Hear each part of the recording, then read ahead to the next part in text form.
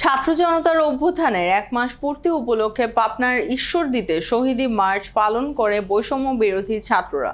আজ দুপুরে ঈশ্বরদী পুরাতন বাস টার্মিনাল থেকে বৈষম্য বিরোধী ছাত্ররা শহীদী মার্চ নামে মিছিল বের করে মিছিলটি শহরের প্রধান প্রধান সড়ক প্রদক্ষিণ করে আলহাজ মোড়স্থ বিজয় স্তম্ভে গিয়ে শেষ হয়। শহীদী মার্চ উপলক্ষে ঈশ্বরদী উপজেলার বিভিন্ন সরকারি বেসরকারি শিক্ষা প্রতিষ্ঠানের শত শত শিক্ষার্থীরা অংশগ্রহণ করে। শহীদী মার্চ পালন উপলক্ষে শিক্ষার্থীরা জানান, সারা দেশে বৈষম্য বিরোধী ছাত্র আন্দোলনে সব পর্যায়ে শহীদদের স্মৃতি ধারণ করে আহত ভাই বোন যারা হাসপাতালের বিছানায় কাতরাচ্ছে, যে সকল ভাই বোন হাত পা চোখ হারিয়েছে তাদের স্মরণ করে এই কর্মসূচি পালন করা হয়। এ সময় উপস্থিত ছিলেন বৈষম্য বিরোধী ছাত্র আন্দোলনের প্রতিনিধি আসিফুল ইসলাম জারিফ, তাসনিম মাহবুব প্রাপ্তি, আশিক মোল্লা, ফজলে রাব্বি সিয়াম, ইব্রাহিম রহমান, আসাদুজ্জামান রাকিব। এছাড়াও ঈশ্বরদী সরকারি কলেজের প্রতিনিধি তানফির সাজিদ, সরকারি রেলওয়ে নাজিমউদ্দিন উচ্চ বিদ্যালয়ের প্রতিনিধি